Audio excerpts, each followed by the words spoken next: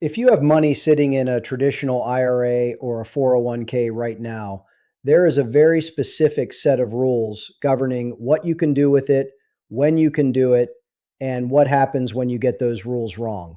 And the penalties for getting them wrong are not small. They are not a warning letter or a minor fine.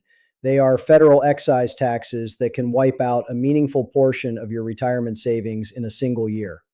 I have spent 12 years in retirement financial planning, and the 7 mistakes I am about to walk you through are the ones I see most often, the ones that cost real people real money, and the ones that are entirely 100% preventable once you know the rules. I want to be clear about something before we start. These are not mistakes made by careless people. They are mistakes made by responsible savers who spent decades doing everything right, building retirement accounts carefully and patiently, and then found themselves navigating a set of rules nobody explained to them at the moment it mattered most. That is exactly why this video exists. My name is Alan Cole. I have spent 12 years working in retirement tax planning, and this list is built from real situations, real clients, real consequences. Let us go through every one. Mistake number 1, missing your RMD deadline.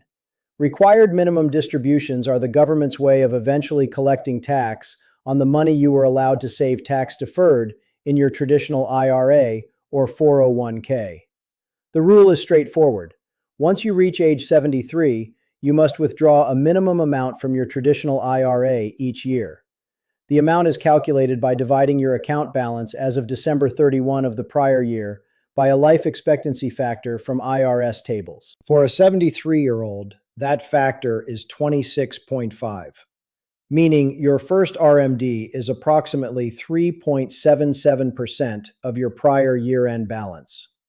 The deadline for taking your RMD each year is December 31. There is one exception. For your very first RMD, the year you turn 73, you have the option to delay until April 1 of the following year. But here is the trap in that option. If you take your first RMD in April of the following year, you will also owe your second RMD by December 31 of that same year. 2 RMDs in one calendar year means double the taxable income that year, which can push you into a higher tax bracket, trigger a Medicare IRMAA surcharge, and increase the portion of your Social Security that is taxable.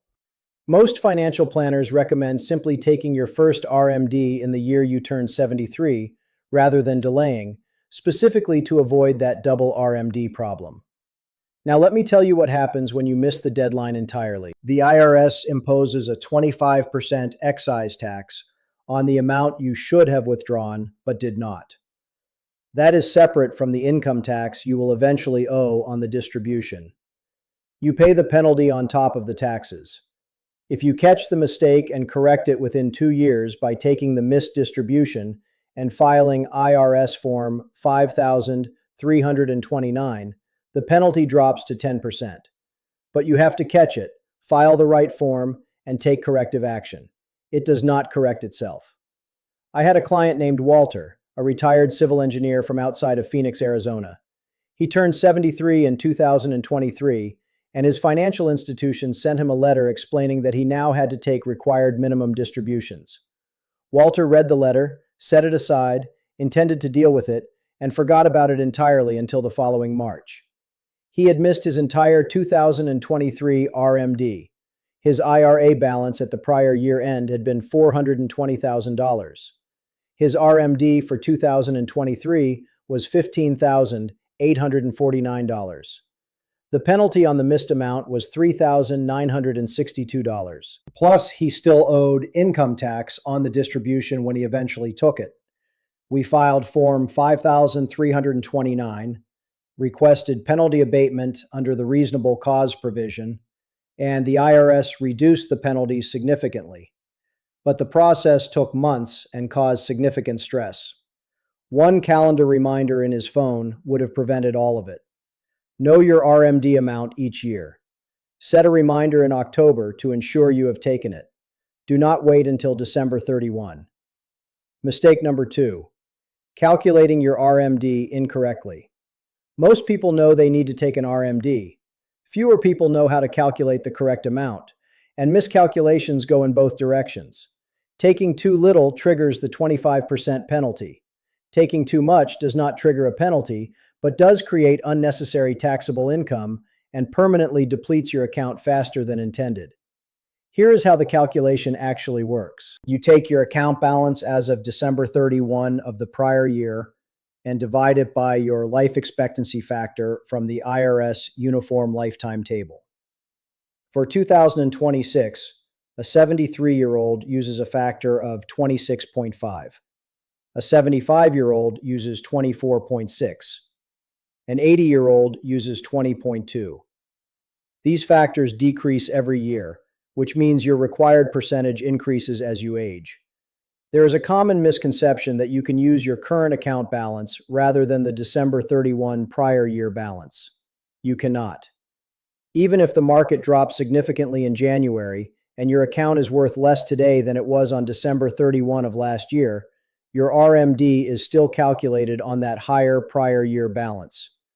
You must take the distribution calculated on the number that was in the account on December 31 of the previous year. There is also a critical rule about multiple accounts. If you have multiple traditional IRAs, you must calculate your RMD separately for each account. However, you are allowed to add all those RMD amounts together and withdraw the total from any single IRA or any combination of IRAs. You do not have to take a separate distribution from each account. You take the total from wherever you choose. This gives you flexibility to manage which accounts you draw down and at what rates. If you also have a 401k from a former employer, those RMDs cannot be aggregated with your IRA RMDs.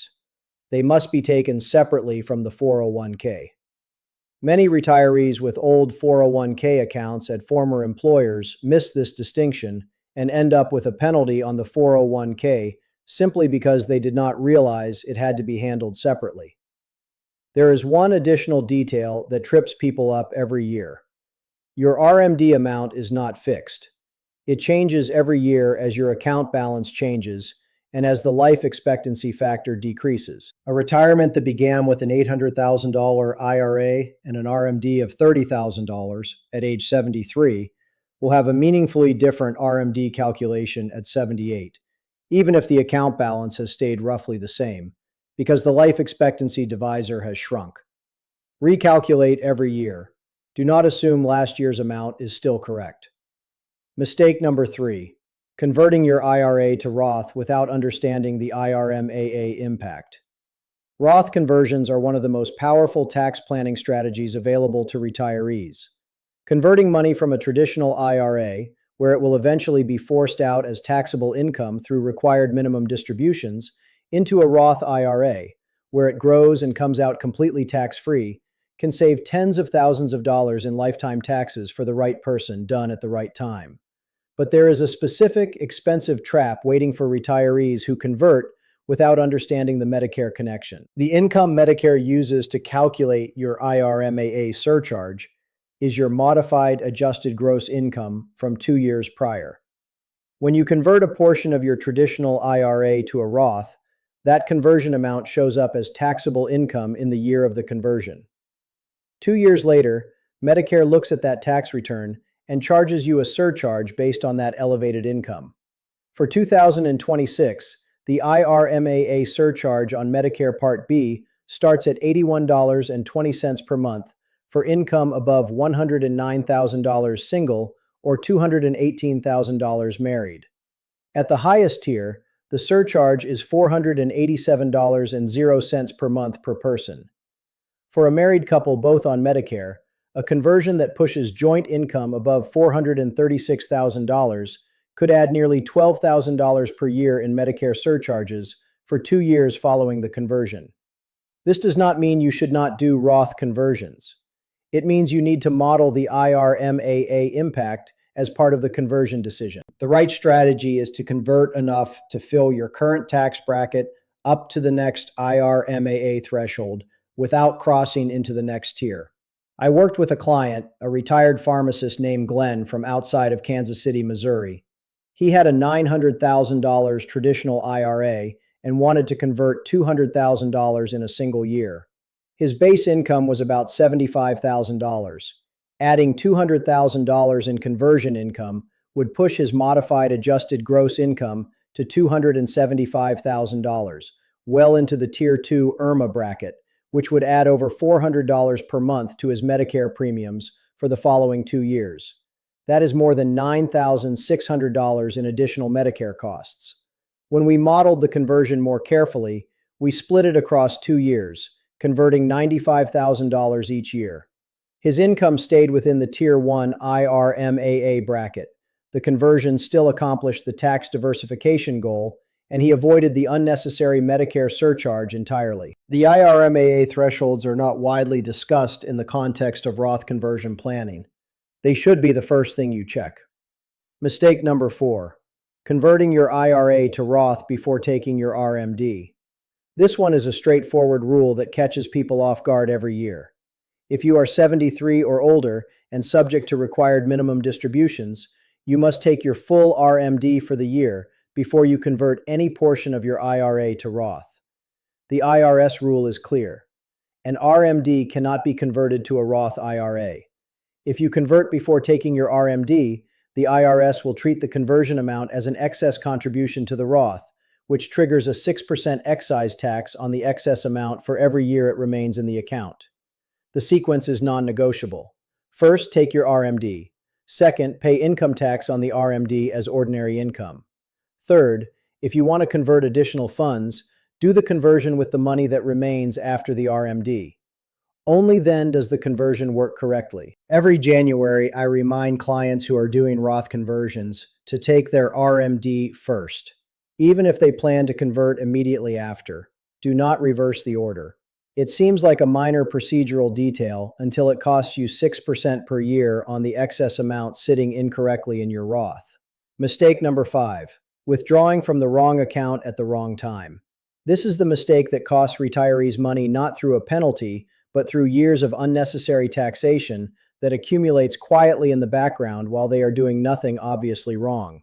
Most retirees in 2026 have money spread across 3 types of accounts. A traditional IRA or 401k, which is pre-tax money that will be taxed when withdrawn. A Roth IRA, which is post-tax money that comes out completely tax-free. And taxable brokerage accounts, which hold after-tax investments subject to capital gains tax.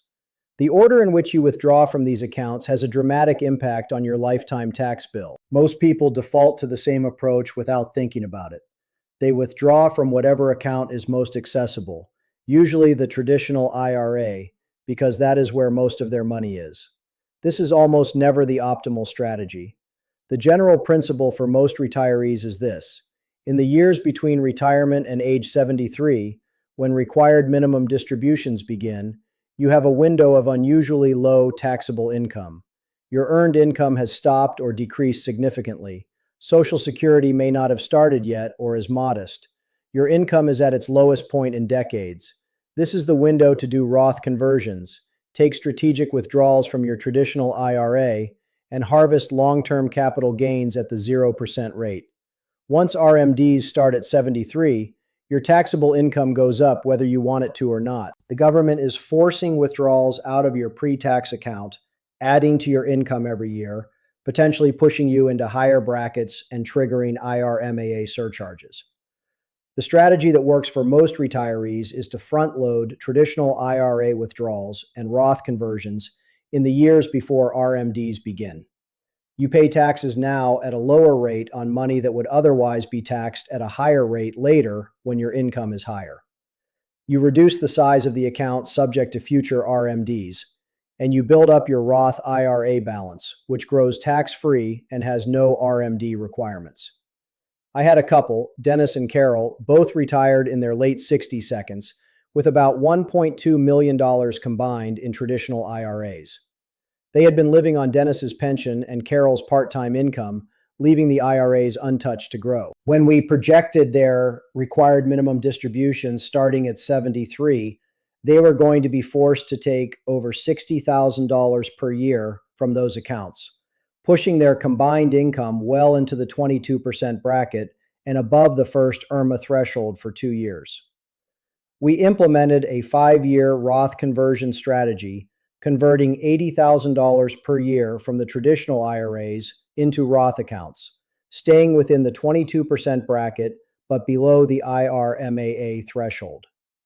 Over 5 years, we moved $400,000 out of the pre-tax accounts and into Roth.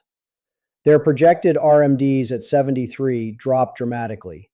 Their Medicare premium stayed at the standard rate, and the $400,000 in their Roth accounts will grow and come out completely tax-free for the rest of their lives and for their children after them.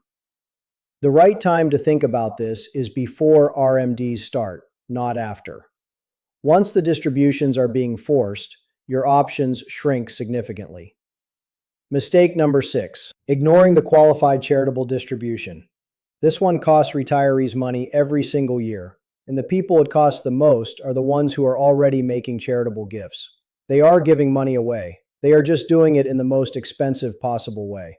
If you are 70 and a half or older and you have a traditional IRA, you are eligible to make what is called a qualified charitable distribution, a QCD. Instead of withdrawing money from your IRA, paying income tax on it, and then donating the after-tax amount to charity, you instruct your IRA custodian to send money directly from your IRA to the charity. The money bypasses your tax return entirely. It never appears as income. You pay zero tax on it. In 2026, you can direct up to $111,000 per year from your IRA this way. If you are married and both spouses are over 70 and a half and both have IRAs, you can each direct $111,000 for a combined maximum of $222,000 per year. If you are 73 or older and subject to required minimum distributions, your QCD counts toward your RMD for the year. A $20,000 QCD satisfies $20,000 of your RMD obligation without adding $20,000 to your taxable income. Here is the comparison that makes this concrete. You have a $20,000 annual gift to your church that you have been making from your checking account for years. You take $20,000 out of your IRA, you pay income tax on it at your marginal rate, and you write a check to the church. At a 22% federal tax rate, the IRA withdrawal costs you $4,400 in federal income tax. The church gets $20,000. You net $15,600 after tax on a $20,000 withdrawal. If instead you direct a $20,000 QCD from your IRA directly to your church, the church receives $20,000. You owe zero income tax on the $20,000. Your IRA decreases by $20,000 either way. The only difference is the $4,400 you are not paying in taxes, and the impact goes beyond the direct tax saving. Because the QCD reduces your adjusted gross income rather than providing a charitable deduction, it lowers the base number that your Social Security taxation, your IRMAA surcharge, and your overall bracket are all calculated from. The cascading effect of a well-structured QCD is often worth 2 to 3 times the direct tax saving on the contribution alone. For any retiree who gives to charity and has a traditional IRA, not using the QCD is one of the most expensive mistakes they can make. The IRA custodian needs about 10 minutes of your time to set it up. The deadline to have it count for the current tax year is December 31. Mistake number 7, leaving the beneficiary designation outdated. This mistake does not cost you any money while you are alive. It costs the people you love the most after you are gone, and it cannot be fixed after the fact. Your IRA passes to your heirs through the beneficiary designation on the account, not through your will. This is a critical point that most people do not fully understand. Even if your will clearly states who should receive your IRA assets, if the beneficiary designation on the account says something different, the designation wins. Every time. Courts have consistently upheld this, and the result can be devastating for surviving spouses and children who expected to inherit an account that went somewhere else entirely. The situations where outdated beneficiary designations cause the most harm are also the most common life events. Divorce. If you divorced 20 years ago but never updated your IRA beneficiary, your ex-spouse may still be named. In most states, a divorce decree does not automatically remove a former spouse as a beneficiary on a retirement account. Your ex may inherit your IRA. Death of a named beneficiary. If the person you named as primary beneficiary has died and you never updated the designation, the account may pass to the contingent beneficiary, to your estate, or according to the financial institution's default rules, none of which may reflect your actual wishes. Marriage. If you married after naming beneficiaries on your IRA and never updated the designation, your new spouse may not be named. Unlike a 401k, which legally requires spousal consent to name anyone other than your spouse as primary beneficiary, an IRA has no such protection by default. Your new spouse may not receive the account. There is also a tax dimension to beneficiary designations that became significantly more important after the Secure Act of 2019. Non-spouse beneficiaries who inherit a traditional IRA are now generally required to distribute the entire account within 10 years. If your adult children inherit a large IRA and they are in their peak earning years, they may be pulling large amounts out of that account directly into their highest tax brackets.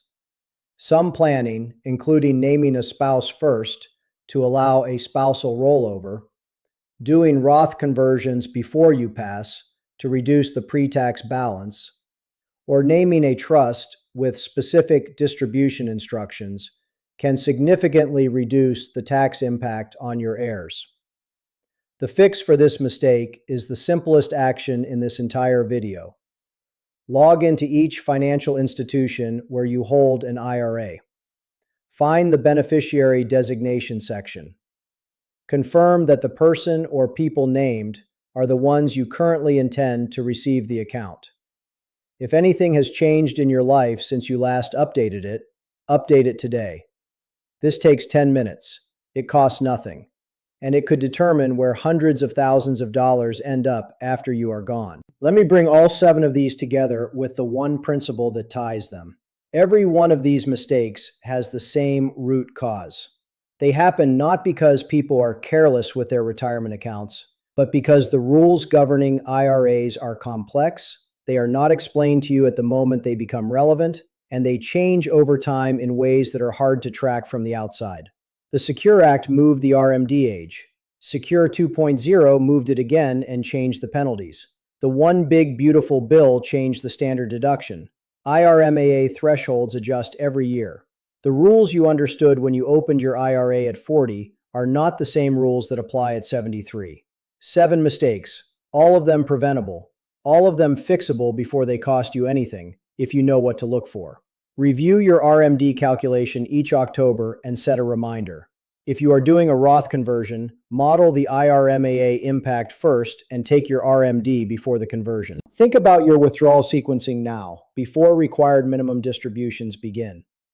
If you give to charity, redirect those gifts through your IRA as QCDs. And open every IRA account you have and check the beneficiary designation today. Send this video to one person in your life who is approaching 65 or who recently retired and has money in a traditional IRA or 401k. The window to act on most of these is widest before RMDs start. Once the distributions are being forced, the options narrow. The conversation happening now, before the deadline, is the one that actually changes outcomes. I will see you in the next one. One more thing I want to address before I close, because it comes up constantly in client conversations, and I want to give you a direct answer. People ask me whether they should be worried about the future of the tax code, whether the current rates will stay where they are, whether Congress might raise taxes, whether the Roth conversion that makes sense today might be undermined by legislation tomorrow. Here is my honest answer. Nobody knows what tax rates will look like in 10 or 20 years. Anyone who tells you they know with certainty is wrong. But here is what we do know. Traditional IRA money is pre-tax money. The government will eventually collect taxes on every dollar in that account. The only question is when, at what rate, and in whose hands. If you die with a large traditional IRA, your children inherit it and pay income tax in their peak earning years at their rates.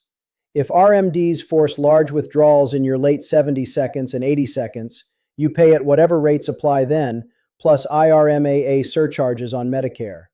If you convert strategically during low-income years today, you pay at today's known rates, and the converted money is never taxed again. The argument for acting now rather than waiting is not that today's rates are the lowest they will ever be, although the current rate structure is historically favorable. The argument is that you are in a planning window right now. You know your income. You know your brackets. You know the IRMAA thresholds. You can model the math with confidence. The future is genuinely uncertain. Acting intelligently in a window of certainty is almost always better than waiting for perfect information that will never come. The people who come to me at 76 or 78, after RMDs have been running for several years, wish they had started the Roth conversion conversation at 65 or 66. Not because they were wrong to wait, because nobody told them the conversation was available to have. That is the entire point of this channel. The rules exist. The opportunities exist. The only thing missing is the explanation. Let me leave you with something concrete. A lifetime tax projection that shows what these 7 mistakes collectively cost the average retiree compared to what is possible with the right approach. Take a retiree who is 65 today. Traditional IRA balance of $800,000. Modest pension and Social Security income. No current Roth. No charitable giving strategy. No plan for withdrawal sequencing. Scenario 1. They do nothing different. They leave the IRA alone until RMDs begin at 73. At that point, they are forced to take approximately $30,000 per year in year 1, growing each year as the life expectancy divisor shrinks. By the time they are 80, their annual RMD has grown to nearly $50,000. Their combined income from Social Security, pension, and RMDs pushes them into the 22% bracket and above the first IRMAA tier for Medicare. Over the 15-year period from 73 to 88, they pay approximately $140,000 in federal income tax on those forced distributions alone, plus elevated Medicare premiums in multiple years. Scenario 2. They start a modest Roth conversion strategy at 65. Over 8 years, converting $60,000 per year at the 12% rate. Total conversions of $480,000, converted at an average federal rate of approximately 14%, including state taxes, for a total conversion tax cost of roughly $67,000. Their remaining traditional IRA balance at 73 is roughly $500,000. Their annual RMD drops from $30,000 to about $20,000. Their income stays below the first IRMAA tier in most years. Over the same 15-year projection, their total federal tax on forced distributions drops to approximately $55,000. The difference in lifetime tax between the two scenarios exceeds $115,000, paid for with a planning conversation that started at 65. These numbers are illustrative. Every situation is different. The exact savings depend on account size, income sources, state taxes, and tax rates that will exist in the future. But the directional truth is consistent across every scenario I have modeled in 12 years of doing this work. The retiree who understands these 7 rules and acts on them in the window between retirement and the first required minimum distribution consistently keeps tens of thousands of dollars more than the retiree who waits. The window is open right now. It closes at 73 when distributions become mandatory. Everything between today and that deadline is opportunity. I will see you in the next one.